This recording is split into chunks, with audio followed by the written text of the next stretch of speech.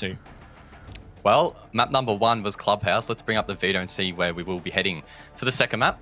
Fingers crossed for a theme park. We really want one. We haven't had one in ANZ. Kanga are going to spoil the party once again, and we're going to end up on Villa. We are going to end up on Villa, and this is, again, a map that Sinister are quite good at. I'm pretty sure this is exactly what they played last week. I'm just going to quickly have a peek at Liquipedia here, because Liquipedia GOAT. And it is. They played Clubhouse Villa against Pittsburgh Knights last week. In that order, they won 7-3, 7-4. So, again, I guess Kanga have a bit to go on with Sinister's Villa, but they did pretty well on it last week, so I'm going to be interested to see how they can pull up this week.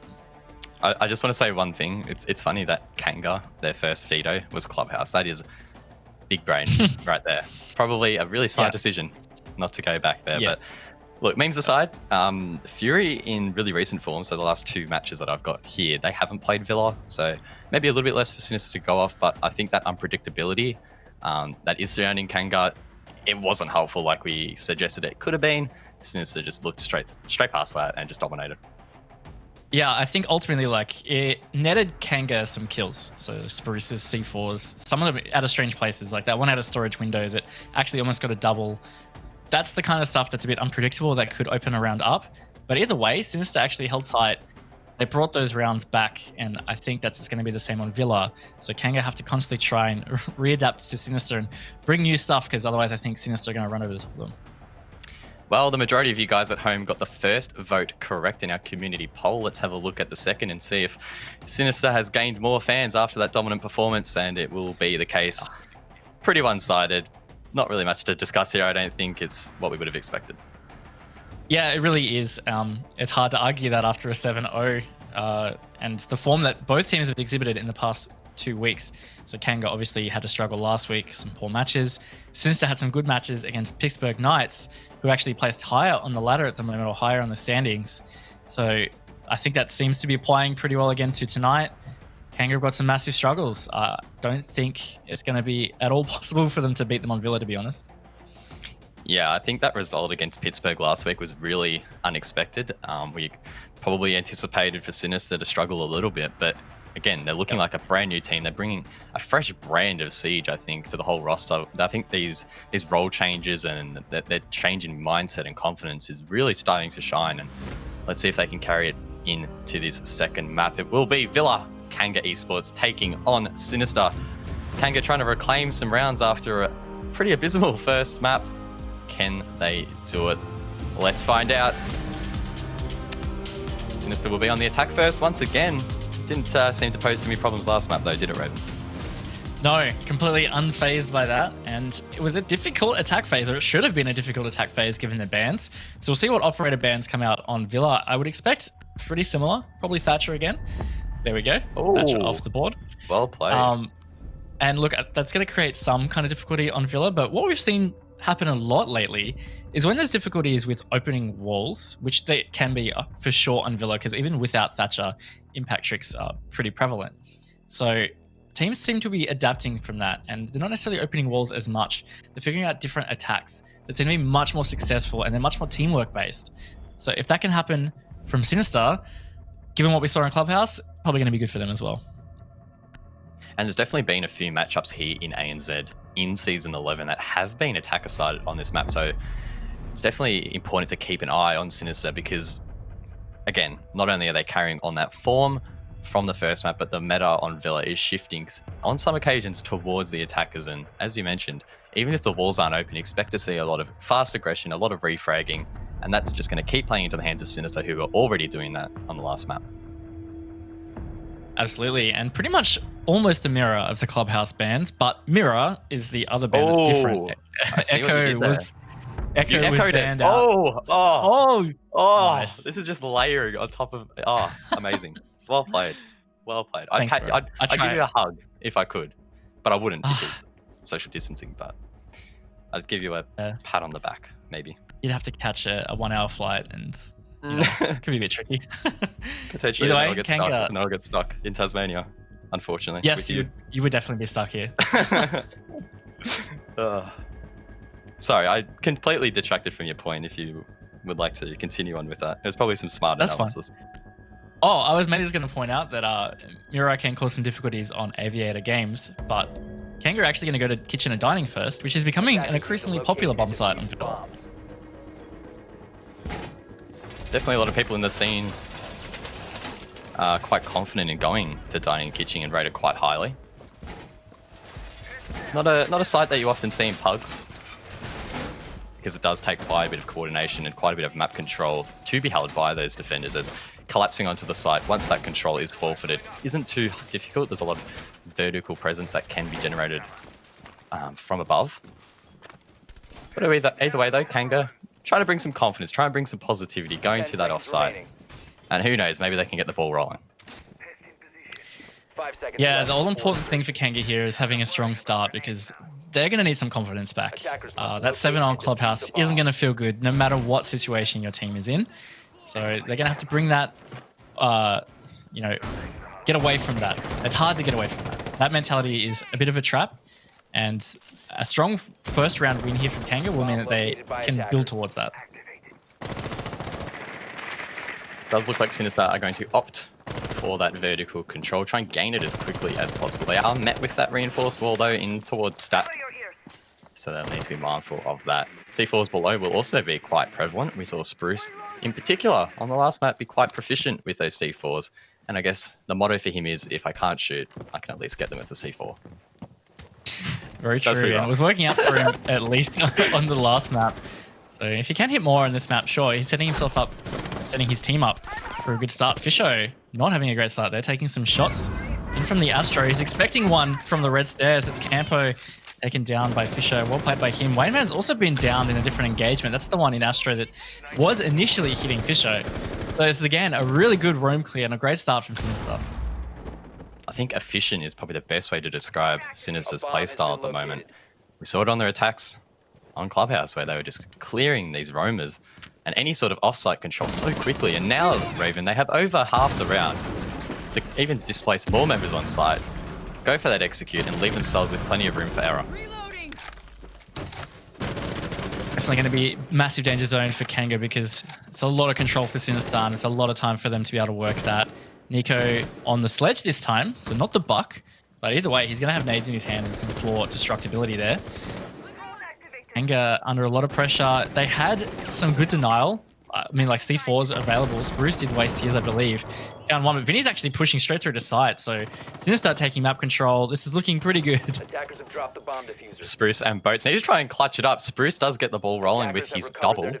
Can he get another? Do they know that Vinny's on site though? That is really the question. Fisho's been downed as well. Boats will finish that one off. So now it's Luna and Vinny. But Vinny is absolutely popping off. Not much HP. Nets himself the kill. And they know that this player is inside of Laundry. If Vinny can just play a little bit passive here, let Luna get in towards the site. Spruce will be forced to do something crazy. He goes for the run around. The Claymore, I believe, may have gone off. But either way, he survives it. Of course it wouldn't have. Yeah, okay, that was weird. Either way, though, he's now making his way in towards Sheets. Trying to pop some shots as that diffuser has gone down. And once again, Raven, the post plant from Sinister looking super strong. Drone's in position as well, and it's essentially round over from here with his HP. Yeah, and they've gone and got vertical play as well. So even if this person playing closer to the diffuser is to not survive, they've got the vertical position. And I like it. They're playing very patient. It's Vinny that's up there. He's the one that's on low HP. So Luna can take a pretty comfortable heads-up gunfight. That breach above is going to pretty much secure it. Some shots coming out, but he's almost out of time and not going to get it. Sinister, a strong first round from them. Well played.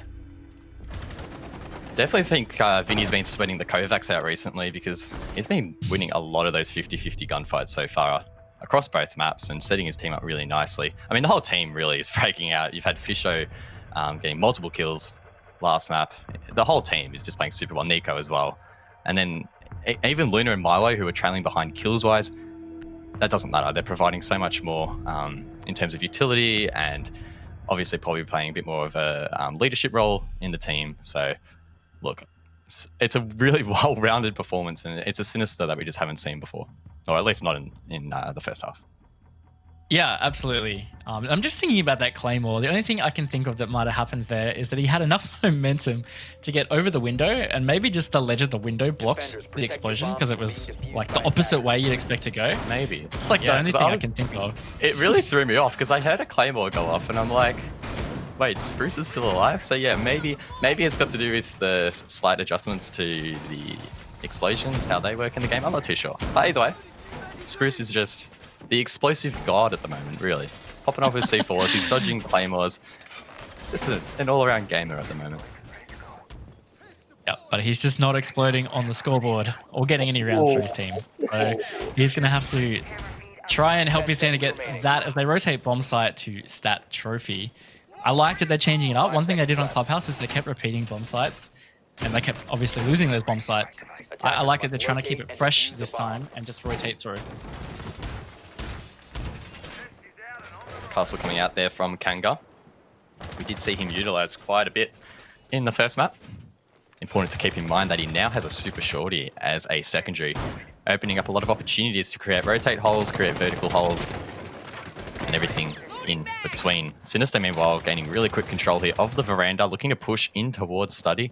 Fisher guy likely to lead that attack, and with the form that he brought in map number 1, having him on entry is probably a very wise decision. Absolutely. I think it's a great choice from them. And Nico, again, on this vertical play that he can use with the sledge, having the comfort of that L8 shock primary weapon as well. So playing to strengths is Sinister. And again, this efficiency and time management. Fisher has pushed all the way down Classical Hall, putting some pressure on towards Statty. Takes some shots, though. Not really sure where he got them from. Maybe under the castle there in Trophy.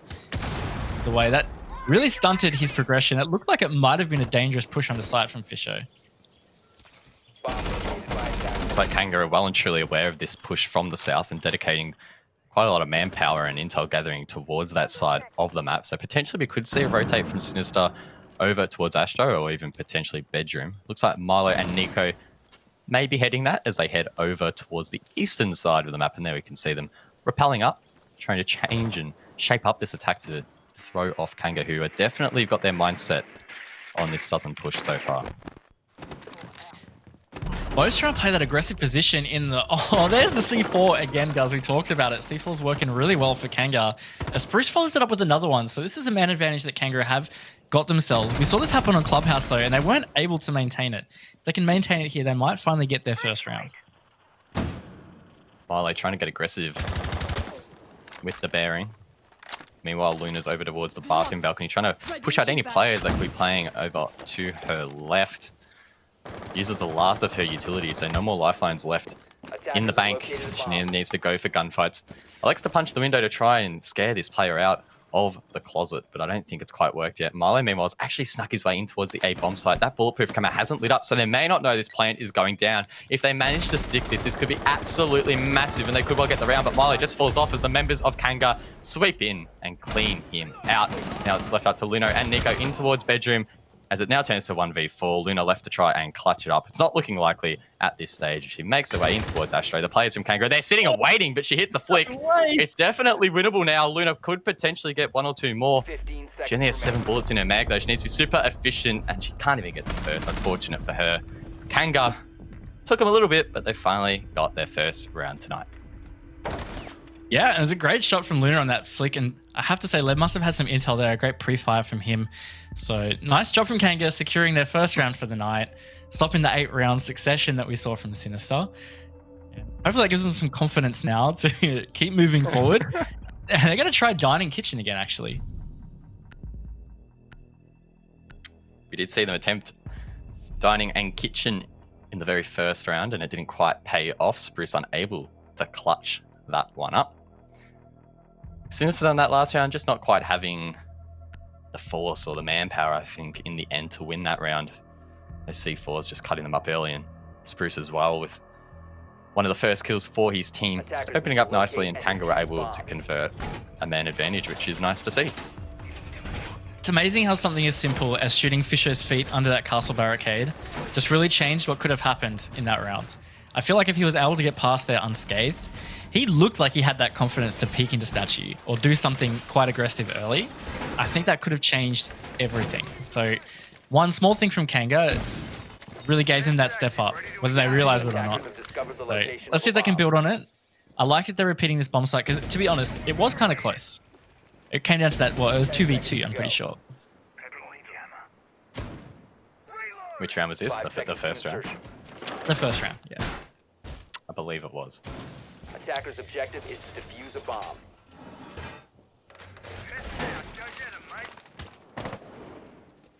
Sinister will now progress in towards the map. Again, looking like they're going to take above control from the east.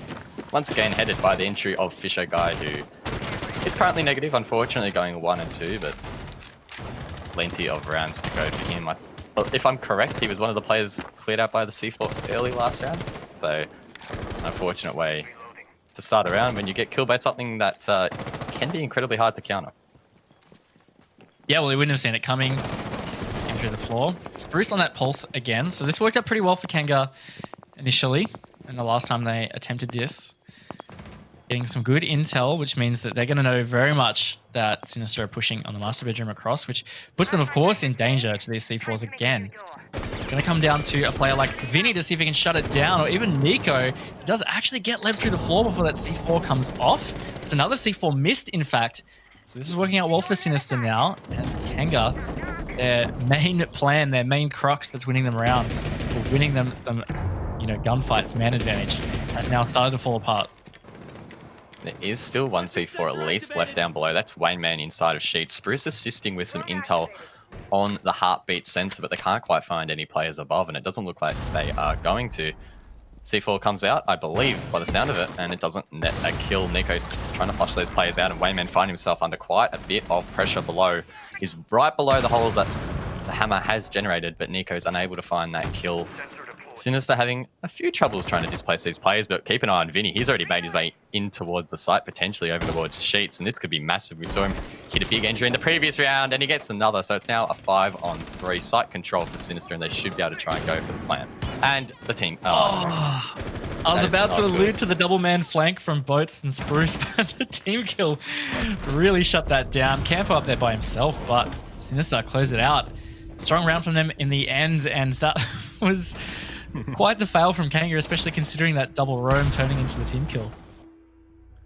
Yeah, there was definitely potential for them to bring that one back. But Kanga doing Sinister's job for them on the flank watch, unfortunately, and they will be able to get that lead back. Looks like AVG will be coming into play.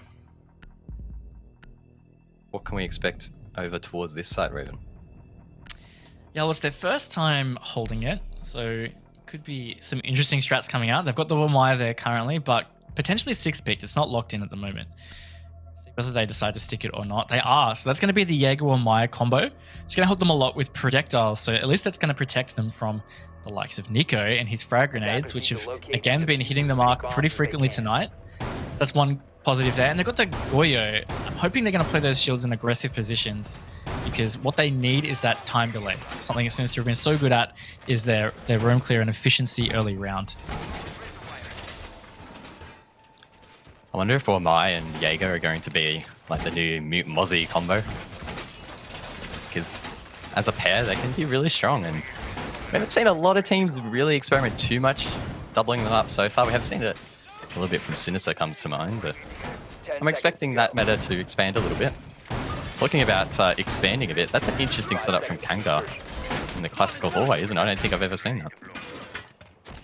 Yeah, sometimes there is a rotate out there. I've seen a couple of teams do that. It's not very common. And also that shield, I don't think it usually is faced towards... okay. Now that's how you're opening kill, ladies and gentlemen. Straight through the barricade, I think. Yeah, and this is Campo's first Pro League match, keep in mind, guys. His second map. Currently 0-4. Bit of a rough start, but hey, everyone starts somewhere. Yeah, and look, it's a bit of a hazing thing, right? Like, welcome to Pro League. It's not going to be easy. He's having a rough one. But back to this shield strat. I think I've seen it played more around like the top of Brown stairs, or the top of the main stairs there, and assisting you to push onto Trophy, but Study, sorry. But I'm not surprised that you could play it down the hallway as well. But Sinister are actually going ham here, guys, as we're talking. Not even a minute played, and it's down to 2 Kanga members. 2 minutes left on the board, and 2 members of Kanga to try and hold that out.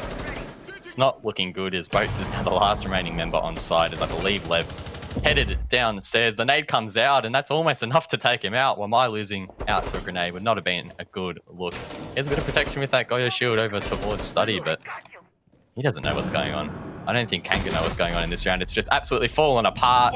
Leb's been shut down as well. There's no way that he was meant to win that gunfight. And now Boats, he's left with about 10 HP in towards the site.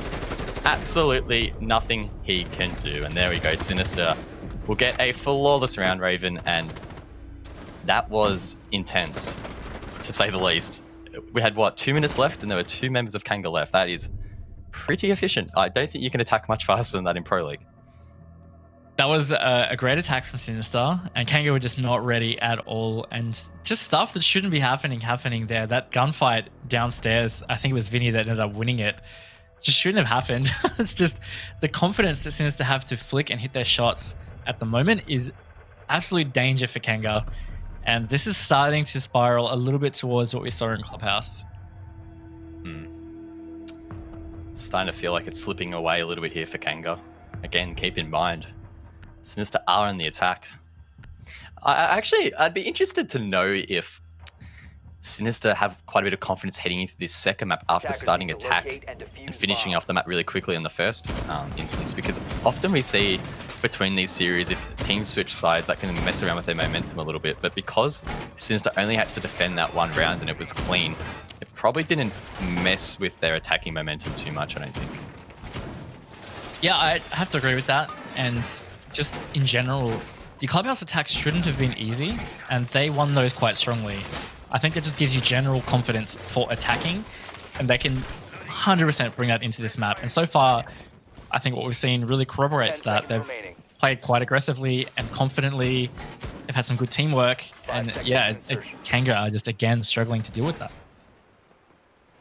Attackers are moving out to locate a I guess the bomb. question is this round, how quick can Sinister get in towards the map? They've not been patient so far, just shredding through anyone that stands in their way. No kills in the first few seconds of this round, so that's great news for Kanga. Unfortunately, last round Campo was completely shot through the barricade. Whether or not he was running past or peeking, I'm not too sure, but that was super unlucky. And as you said, not the best way to start your Pro League campaign, but hey, it's only up from here, surely. That's the thing. And looks like they might have identified Lebs below. Either way, they want some vertical control. Oh, he went for the aggressive pick, just deciding not to. Might have completely lost his face if he did.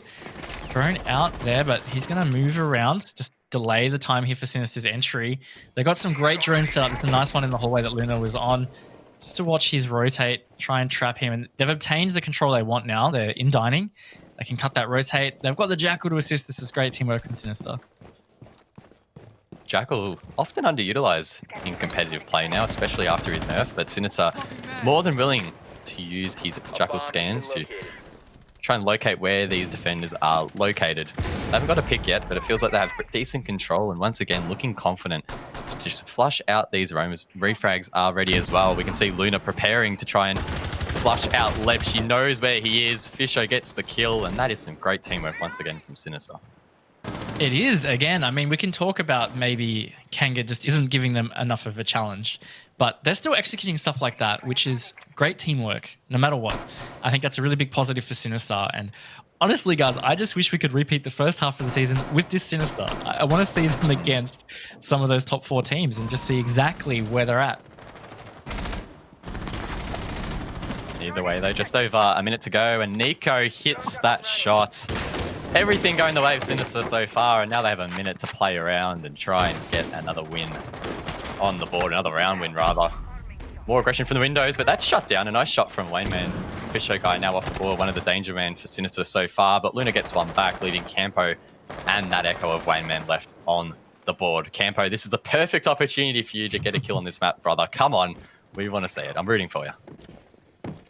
I mean, Vin is slim pickings there on low HP. Wayman also low. So that could be a 1-for-1 trade, but it's a big ask for these Kanga players here. Campo does find one though, Guz. Woo! Got a kill on the board for the map, adding to his Pro League tally.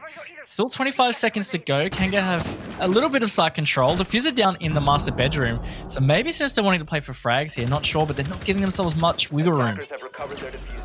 15 seconds to Just go. over 10 seconds left as Campo gets one as well. And Sinister, they're throwing this round away, but Luna will trade that one back. It's now a 1-on-1. No time to go for the plant. She needs to try and find this kill. Gets aggressive with the pistol, potentially knowing that a player is over towards the top of red. This could be a really close gunfight at the end of the round, but she gives up. Doesn't quite see the player to her left, and Kanga will be able to net the round.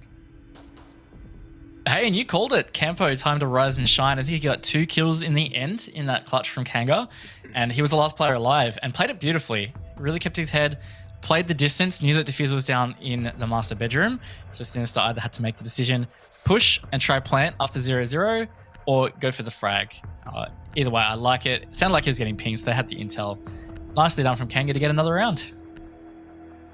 Definitely a clean round from Kanga, and probably the first occasion where we've seen Sinister falter late round. There's no doubt that they were at an advantageous position at that stage, but just lacking, I think, a bit of confidence, a bit of aggression to go for those refrags, potentially due to a lack of intel, because it felt like in that sort of late stage of the round, they weren't 100% sure where those players may have been located, and a couple of cheap picks resulted. But either way, though, they are still 3-2 up on a Villa attack. If they can go 4-2 up, that's pretty unlosable, you would think, judging by how they've been playing so far. Yeah, I think bringing their form into account, for sure, it's looking pretty good for them. And if they do get this round, you're right. They're in the best possible position to win. And it's looking pretty good. Kanga have just struggled. That last round, while they did win it, it was tough. Like, they really shouldn't have won it. It was a 4 versus 2. And it's probably the first time Sinister in the second half have really thrown around, if you want to call it that. They had solid man advantage. They had a rough idea where the other two were. Just didn't win their gunfights or didn't pinch effectively. Again, Sinister going for a very similar early game here over towards that bedroom balcony. Trying to establish as much control as possible. And I think that's definitely been the aim of the game for them tonight. Try and really get in the face of their opponents early. Try and make Kanga feel a little bit uneasy, and with any sort of confidence that they may have in this sort of new roster. C4 below though, this could be massive. Spruce once again feeding intel with the heartbeat sensor. Leb in perfect position to throw it in between the floorboards. If he throws it now, the timing could be perfect, but he waits a little bit too long. Nico shoots it out of the air. Classic Nico tings, and that C4 will not be effective. A bomb has been located. Yeah, you wouldn't put it past Nico to be able to shoot that in a short window there. So well played by him. Another Nitro coming up, but oh, shot through the floor. Nico again saves the day for Sinister. Kanga just not hitting these C4s, and that's going to put them in a real tough position.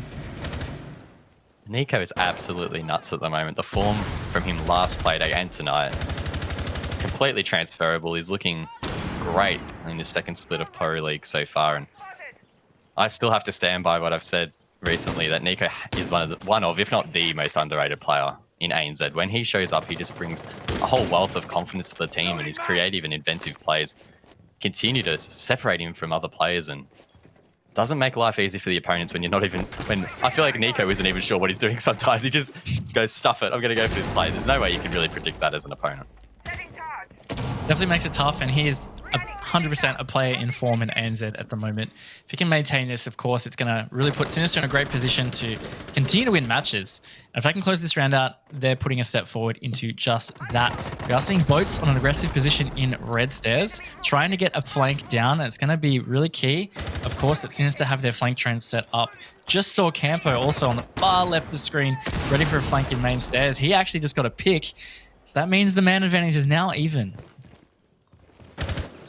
Indeed it is. Milo has the diffuser over towards Sheets, and it doesn't look like Sinister in the greatest position to cover that entry for Milo to get in towards that A-bomb site. Fisho does have some control above, but Boats has actually been able to sneak in here. He could be in a perfect position to drop the diffuser if Milo doesn't know he's there.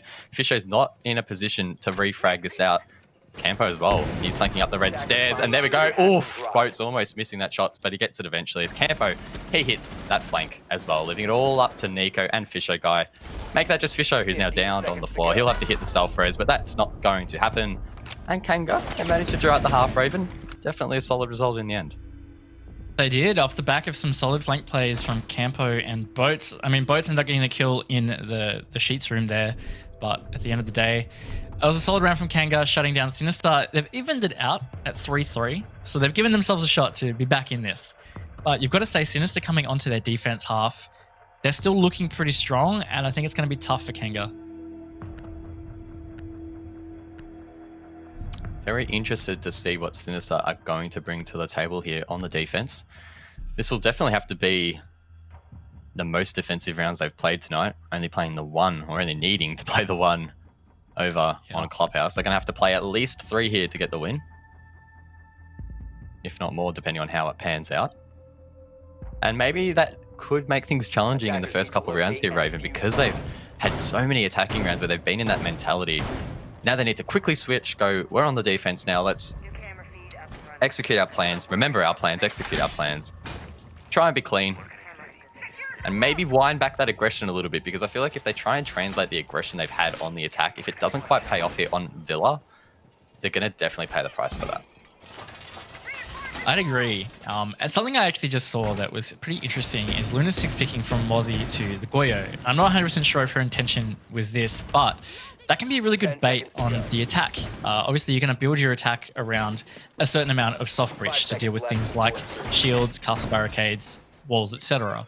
So by not showing the Goyo first, it doesn't give the attacking team that trigger saying, hey, have we got enough soft breach? That's at least 3 shields we have to clear. So 6-picking onto the Goyo, I like that pick, and we'll see whether that actually ends up paying dividends for Sinister. Well, I mean, if you look at the numbers, really, Kanga have 5 opportunities to clear soft breach. They have the 2 nades on Spruce, and then they have 2 charges. Oh, did I say 5? I meant 4, that's not what I said. They have 2 charges with Campo. So even if you get all 3 Goyo shields, that leaves a lot of other utility that could still be on the board. So it's really important that Kanga are super efficient in clearing all this utility, and it's a trend that's continuing to grow in the competitive scene. Is the attackers need to be super mindful of what they're bringing to the table to clear all of this utility that makes these attacks so challenging. Yeah, on top of that, I noticed that Vincia actually brought a shield as well, so that's at least 4 shields in play on the defense. So if the attack dedicate all their soft breach to the shields, that's it. If there's anything else that they have to deal with, whether it's wire or other gadgets, not going to happen for them. So again, really nice little bait there from Luna, maybe not triggering a 6-pick from Kanga for soft breach. Either way, a lot of time starting to burn away on this roam clear. Kanga actually have pretty much ignored it. There's 3 of them over in the southwest side, pushing towards the 90 hallway, the study side, then maybe not going to push into this anymore. Luna's found a kill, opening it for Sinister. It's looking pretty good for them in the first half of this round. Definitely a stark contrast in attack styles so far. We saw Sinister trying to gain really early map control, get themselves a presence inside of the map, whereas Kanga, they've left themselves outside of the map, trying to push more directly towards site. So far, it hasn't quite paid dividends, but this could pay off if Spruce gets this kill here. It looks like it's a one-on-one against Molosca, who is playing quite passively. Hasn't netted himself a kill yet this round, but this would be a perfect opportunity to do so. The nade comes out, Milo would have seen that, and the bounce is not great there for Spruce. Vinny, oh my goodness, he gets 2, and Spruce should surely get taken out. He does. That's the first pick for Milo on this map, and now Leb is left in a 1-on-5. Misses his shots on the first, but it doesn't really matter, Raven. This round basically over. Not a bad pick there. A little bit of confidence for Leb for the remainder of this map, but yeah, I don't think that attacking style really paid off. No, it didn't really pay off at all. They had a lot of difficulty on the roam clear over on Master side. That aggressive shield, again, it highlighted some lack of soft breach. Maybe they decided, we don't want to use it all here to have to deal with the shield. Let's rotate away. And it's meant that they've had to completely change their attack. So I like it from Sinister. And also, they're just able to frag in every instance, and Kanga can't keep up with that. Leb will now try and attempt a clutch. But as we said, it's basically improbable at this stage, and he gets taken out looking at the roof. Sinister, they'll win their first defensive round, giving themselves an edge in the lead. Just 4-3. There is no way he would have looked for that. I feel like the majority of Nico's kills are either grenades, bullet holes, or punch holes. That's about it. Just leave it at that, and he'll still pop off, which he's been doing tonight. Yep. Simple as that. Yep, have to agree. And Sinister, moving forward, we'll go to dining and kitchen. And again, we'll see how they go with this defense. Kanga struggling on a roam clear or getting good map control early on. I think that's their big first hurdle. Dining and kitchen will be the second site for Sinister. It's a site that's gotten quite a bit of action actually so far in this matchup. It's been played 1, 2, 3, and this will be the 4th occasion, so definitely a lot of play. Seen a couple of different approaches so far. It's going to be interesting to see how, again, both the attack and defense approach it this round. Once again, Goyo's going to be on the board and Castle as well. So I think it's going to be a pretty similar story to last round, Raven, with a lot of utility for Kanga to clear out. Yeah, and something that I'm really surprised is that they 6-pitched the Buck to the Zofia. So they lost 2 soft breach, 4-2 soft breach. But on top of that, they also lost verticality. So maybe they weren't expecting them to be playing dining kitchen, but they don't really have positive amounts of verticality available. No breach charges, no Buck or Sledge. So they have to use some of that soft breach if they want to play it vertical at all. I think that's going to make it really tough for Kanga attacking this bomb site. It's really going to strengthen Sinister's hold above the site, which in contrast, we saw Kanga struggle with quite a bit as Sinister were able to play aggressive, clear util, and have above control for a lot of the round, and that helped in displacing those players on site. It does look like Kanga once again are going to approach from the south side of the map over towards Study. Again, in contrast to how Sinister were attacking. So we've definitely been seeing a couple of different styles here. So far, you could argue that neither has been more successful than the others because the scores are quite close. But as these rounds progressed, we're probably going to see a trend of one or the other getting that lead. Yeah, I mean, the rounds that Kanga have won have generally been quite close. I believe there was one that was a bit more of a blowout, but it still feels like Sinister are mostly controlling the match. And given the speed of Kanga's attack at this stage, I'd say that's still the case. Mind you, they're starting to get a bit closer to this vertical push. But again, even if they get this vertical control, they can't really use it to their advantage. More punch holes being used by Sinister to try and shut down this push. They are seemingly aware that Kanga are trying to push over towards the landing side of the map. Doesn't look like too much utility has been used by these attackers so far, as they haven't really encountered much in the way of defensive utility. Either way, though, they're going to start to get aggressive, as well as Luna, who's already made herself known, I believe. The flash comes out, but she avoids it. In a perfect position to get some frags. That Mozzie Pest saving her life potentially, as the intel may not be there. Do they know that Luna is in this position? She's going to hold it, try and play aggressively, but that lifeline could spell her demise. The flashes come out and she once again avoids them. Can she get this pick? She will. That's the diffuser down. The refrag comes out though. So now a 4-on-4. Make that a 3-on-4 as Kanga are just following it up with kills left, right, and center, leaving it up to Milo and Vinny to try and clutch it up. That's a nice play from Milo. He gets double. Now it's a 2-on-2 Raven. Definitely winnable for either team. Yeah, and he's been able to drop straight back to site through that laundry hatch, which means that they can now just anchor in. Vertical play not really a factor for Kanga, and they haven't really worked site otherwise. Diffuser down there in Trophy. Wayne Man's going to have to grab that before he drops off, and doesn't, which means that Boats will have to pick it up, wasting more and more time here, not giving them many options for this final execute. While Sinister just sit comfortably, hold their angles, and they're going to play their intel. Vinny and Milo, two great players in their own right, now tasked with trying to hold off any attack coming out from Kanga, and they're basically going to be forced to go for frags. There's not a lot of time on the board. Oh, that shield protects one of the defenders, and he gets taken out. That's leaving it all up to Boats. He's going to attempt to stick the play, and he fakes it though. Can he get these kills? He doesn't quite see the player to his left, and that will be Milo shutting that one down. A big round there from the Castle player. Had a bit of a quiet series so far, but again, I don't think Milo's had to do a whole lot, and he's shining when required. Yeah, I think there's also a really interesting thing with Milo is he's playing very contrasting roles on attack and defense. So he's often playing a hard breacher style role on the attack, playing Habana a lot. But we're seeing him on defense here playing Jaeger, Castle, and playing them in aggressive positions. So while he wasn't able to necessarily frag out a lot on attack, I think that gives him headspace to be a clear IGL or shot caller for his team.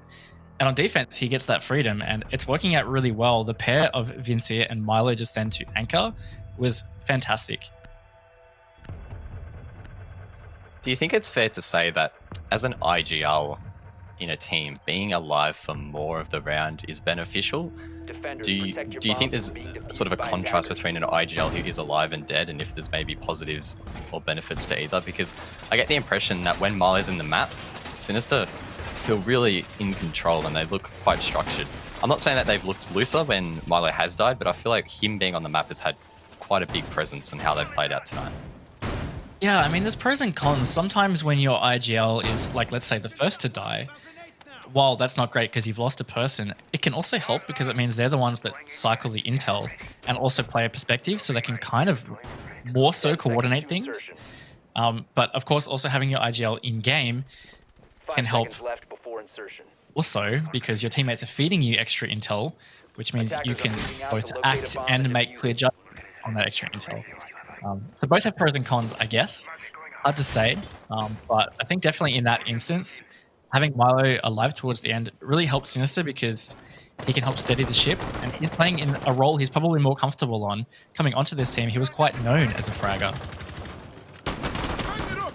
Yeah, when Milo was telling me that he was shifting towards that IGL role, I'd be telling the truth if I was a little bit skeptical. I was like, is that really going to be great? Because back when Maloska was playing for Sleeper Gaming, for example, way back in the day, he was a strong fragger. He was known for being really mechanically gifted, and I was thinking that maybe that could compromise Sinister's ability to get kills when required, but I think so far it's definitely paying dividends. And despite Maloska maybe not getting as many kills as he would normally, the spread across the team has just been so consistent, and they're all playing their part, and it's really good to see compared to what was a pretty devastating first split. Yeah, absolutely. And again, their teamwork shining through here. They've done a great roam delay so far. Kanga taking a bit of control on South, but if you compare it to how Sinister took it, for example, they were already in and had this map control within at least 30 seconds. And now we're seeing almost half the round ticked away. They're rotating around freely. Nuko's just ran downstairs completely uncontested. They've shot so many drones, so that drone economy is absolutely shredded for Kanga. They only have 2 drones that they can throw out. Oh, no, sorry. It's another 2 on Campo. So 4 drones they can throw out. But considering there's still half the round, that's not many. I love this new overlay. This is actually my first time casting a game with the new overlay, and it's a little bit overwhelming at first, but there's so much more information. It's an absolute treat. As you mentioned, that drone economy, not great for Kanga. And look at Sinister, they're just freely repositioning on side, and the moment that Kanga go for this execute, they're probably going to get torn to shreds. Yeah, that being said, I definitely realized I just counted wrong with the drones. But either way, their economy on that room clear got shredded. It really delayed them. And now they have to work with these pushes onto site, the soft breach. Again, plenty that they have to deal with. Looks like it's getting aggressive, though, not working out. Vinny getting a nice pick. The Echo giving them the intel they need. Absolutely wombo combo there as the frags go out. And it's a 5 versus 2. Looking all Sinister yet again.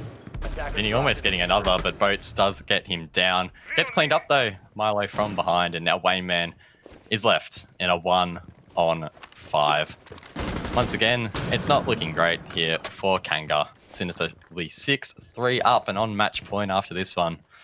And as I mentioned, the moment they went in towards site, they just got shredded to pieces. Vinny, he's been absolutely going off, hasn't he, Raven? Such a strong player here for Sinister. He's on 11 kills at the moment, the only player in the lobby on double digits. 5 seconds. That being said, the rest of his team playing super patient, playing their role. The time will tick down. Wayne Man padding the stats a little bit there, and the round will be Sinister's. Yep, a strong round, playing off some great intel, and you're right, Vinny's been popping off, hitting his shots. Can be dangerous when Vinny is having a comfortable game, and on top of that, the fact that his team is also playing quite well has been a bit of a dangerous combo that, as you can quite clearly see, Kanga just have struggled so much with. AVG is going to come up once again for Sinister. They attempted it in their first defense, and it was a success. All of Sinister's defenses so far have been a success. That's 3 straight, and if they win their 4th in a row, it will be the map.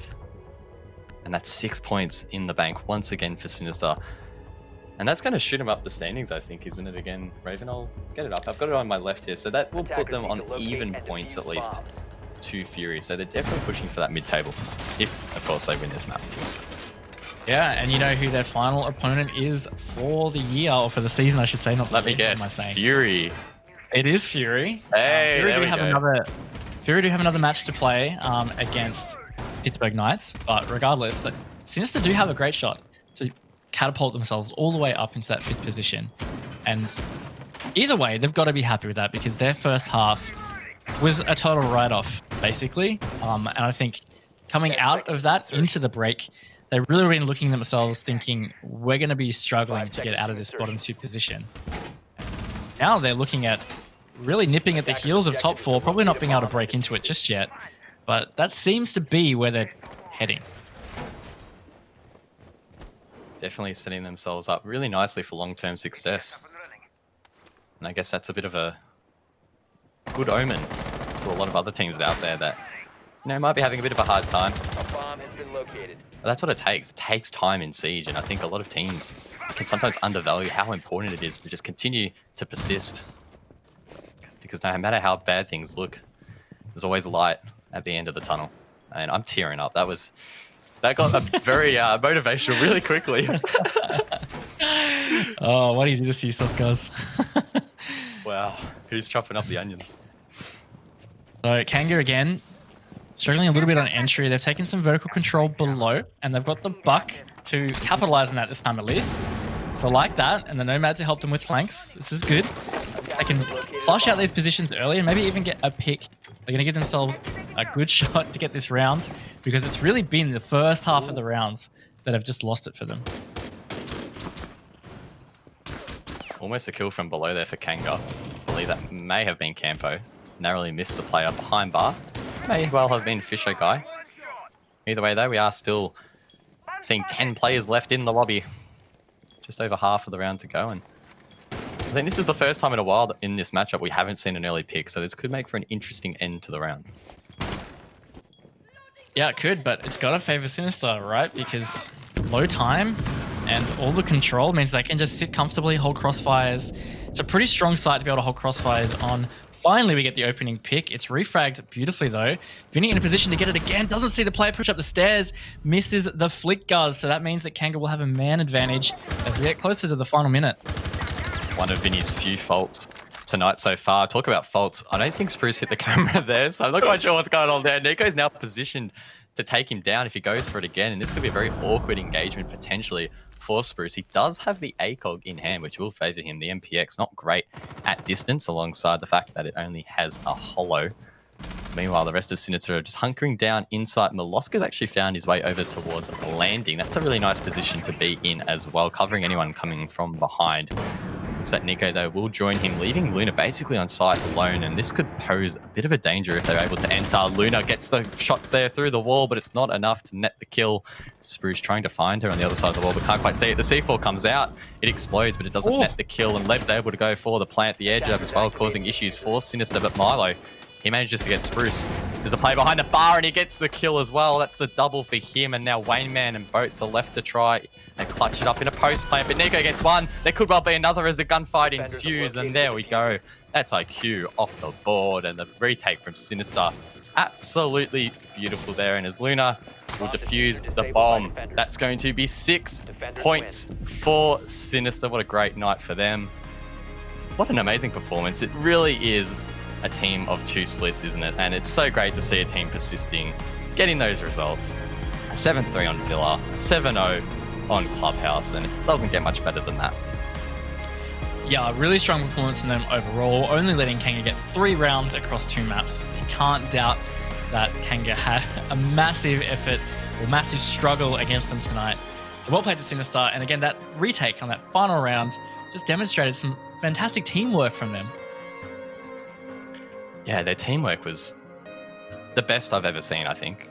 I didn't have the privilege of casting last week, but watching it from home, it looked pretty good. But just to be intimately watching the game and really seeing the positioning of their team and the refrags that were ensuing, it was just such a stark contrast. Again, I keep banging on about it, but it really is just a team of 2 splits. If you had have gone back to playday number 1 or 2, whenever they played earlier in the season and watched Sinister, it was not like this at all. They were playing timid, they were playing slow, but now they are mint, is the best way to describe it.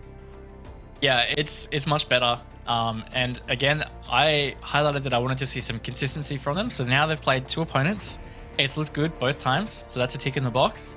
Unfortunately, we didn't get to see them play fresh maps. It was just Clubhouse and Villa again. But they reasserted dominance on those maps, so that's good. What I would love to see is them contest a stronger opponent. And I mean, you could say Fury is definitely that case. Fury ahead of them on the rankings. Fury have had some great performances against great teams. So that's their final challenge for the season to close it out.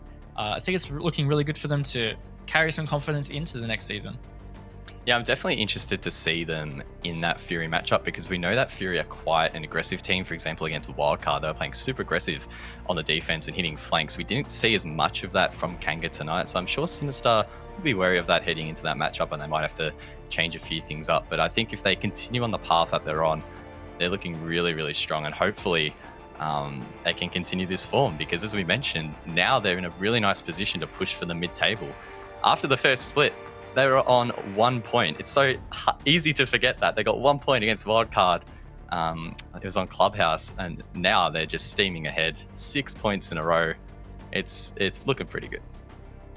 Yeah, and I mean, in one hand, they might be thinking, damn, it's a shame we couldn't have played like this earlier, but at least they're here now, because I think for a long time, for Sinister, they probably didn't feel like they were going to finally get to this point where things were actually clicking and they're winning matches and securing points.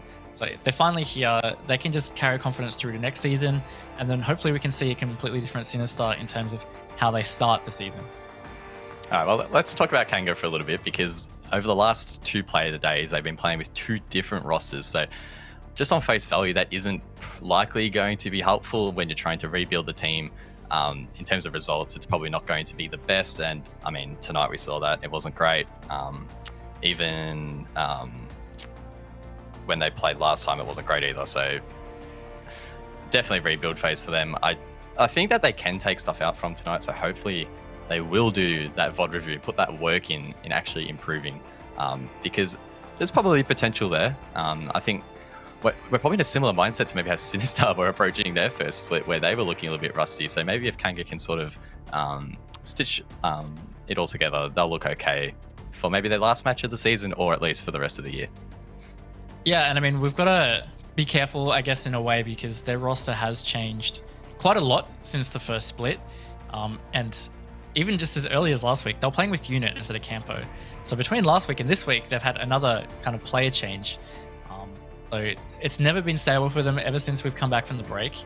Before the break, they had some great form. Obviously, Worthy and Pat both left to some really strong teams, so great opportunities for them. But it's left them with a massive hole they have to fill, and that can never be filled quick. It takes a lot of time, and time just has not been on their side. So I feel like they're just kind of trying to wait to the end of the season, getting through it as best they can, and then they can finally focus on really fixing things and pulling it all together. Yeah, I want to say that I feel a bit for Boats. He had a bit of a rough first PL game there, struggling to get kills. He did get a few here or there with some highlight plays, but overall pretty rough one for him. But I guess that really sort of just shows and highlights the discrepancy between Pro League and the lower tier of league here in ANZ, or at least even probably globally as well. It's just such a massive step up. The players that you're versing against are so much more rehearsed, better aim, better communication skills. The list goes on, and it showed tonight. So hopefully he can improve, and I'm sure he will. Yeah, poor Campo, he had a rough night, but you're right. It is like the skill gap difference, or even just like the teamwork difference between the lower tiers and the Pro League tier. It's phenomenal. And on top of that, I think a lot of players don't realize the extra pressure that you actually feel for officials. The pressure is real, and you feel that as a debutant. You think that you need to show up and you've been picked up for a particular reason. And then, of course, coming into this match, Sinister had great form. You're going to be thinking about all that stuff, and that can be hard to shake, especially in your first game. Well, we have our first interview of the night ready and waiting. It's going to be Spruce the Moose from Kanga. Let's whip him up and say g'day. How are we, boys? Oh, God. I'm worse now that I saw your do-rag. What is that? How are we? It's not meant to be a do-rag. This is a sleeve, man. It's the sleeve of shame right now. Oh, okay. Shouldn't it be on your arm, then? Yeah, was that sleeve on your head during I've already the got match? one on my arm, dude. Oh, Yeah, okay. I haven't got enough space. I've got a scarf on as well. Hold on, let me. The scarf of shame. There we go. The scarf of shame. Yeah, okay. All right, well, let's get real, Spruce. Lay into me. What are your thoughts? Let's go. What are your thoughts after tonight? How are we feeling, mate? Well, when I'm your most experienced player, that says a lot. I don't really. First map, it just seemed like we were lost. I definitely think the pressure got to some people. We weren't doing. It was nothing like scrims, you know. Everyone says that, but officials are a lot different to a scrim. And clearly, we crumbled under the pressure of playing an official over a scrim. Yeah. Yeah, I want to ask a similar question to what I asked last week about the veto. Last week, there was a map that got through that shouldn't have got through. Some would argue that was probably the same with Clubhouse this week. So I kind of want to hear some insight about how the veto went for you guys and how you felt after the map veto. We didn't feel like I'm gonna say I felt like it was an even veto, but doesn't matter if it's an even veto if you're playing like a trash can. So yeah, it wasn't to do with the maps at all, I don't think. Okay. And I guess like this is the final week for Pro League for you guys for this season at least. How is the mindset? I mean, it's got to be tough considering the losses you guys have faced.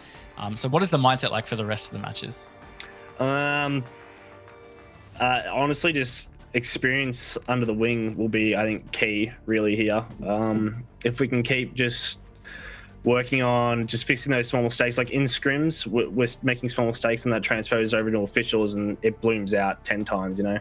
So that's the result right there, a 7-0 in Clubhouse. So it's all about constantly improving, to be honest, and just working on our mistakes.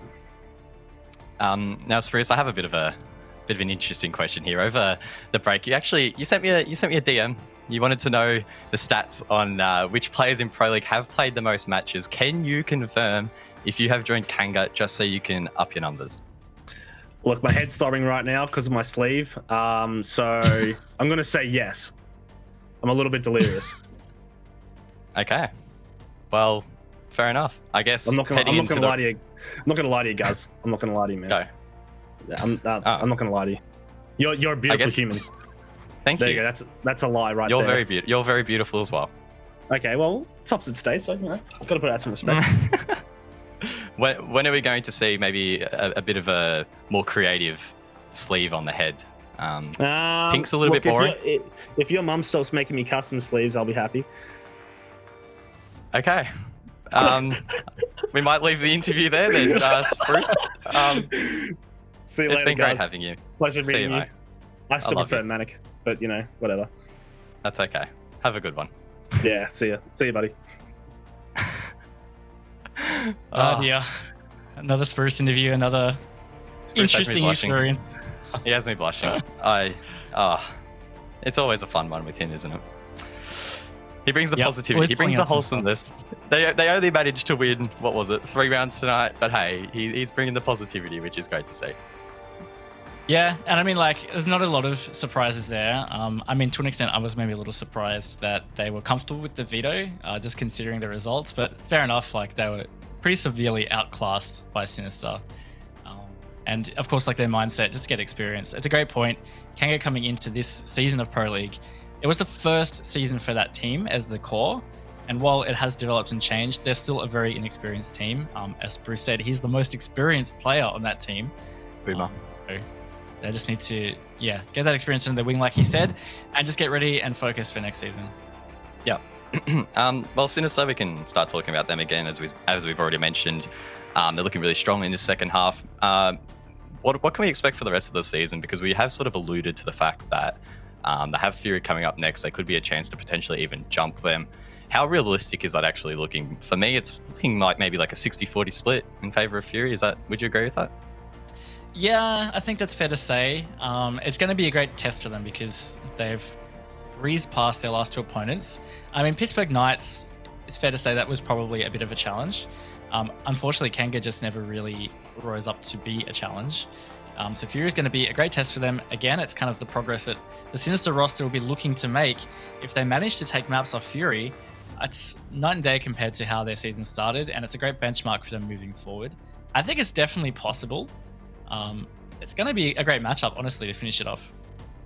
Yeah, and I think that's a real testament to how good any of these matchups can really be, particularly as we narrow down further and further because of how that seeding works. We often have teams that are super close, super competitive, playing it out. And I mean, maybe at the start of the season, you wouldn't have expected Sinister Kanga to be competitive, and especially after the end of the first split, you wouldn't have. But again, it shows that they're really progressing, and it makes for a really fun matchup, which should be great fun to watch, I think. Hopefully, one of them brings out Theme Park. We haven't really spoken much about that, but Theme Park, we still haven't seen it in ANZ, so maybe they'll bring it out then, who knows. Yeah, I really want to see some Theme Park. I want to see some strats develop. Theme Park is just going to be fun to cast because obviously new maps are fresh. Things are changing. Yeah, bring on the theme park, guys. Come on. Well, we do have Fisho Guy from Sinister on the line, so maybe we can ask him if they have any plans on playing theme park soon. Let's say hello. Yo, Yo, Fisho Guy, how's Hey. it going, mate? Another good Good. result for you and the team tonight. What's the vibe like? yeah. Honestly, like, I mean, everyone's like ecstatic that we got another 2 wins on the board. You know, so far, especially like in past seasons of Pro League, it's I don't think we've ever gotten like 2 wins before the night's game, and getting another 2 today was really nice. Yeah, I mean, if somebody said to you at the end of the first half of the season, you guys will have 13 points going into your final game, would you have believed them? Nah, I mean, we've never gotten like 6 points in a single day that much, so I mean, pretty pleased. Yeah. And you've put together some consistent performances now. It's back to back, week to week. Was there something in particular that you guys have done to ensure from week to week that did stay consistent? Well, in the mid-season, we focused on maintaining intense comms and clear comms from carrying them over from our scrims into officials, as well as focusing on like the team mentality, and just like focusing on the game, not getting sidetracked or, you know, causing arguments mid-game. Just focusing on the next rounds.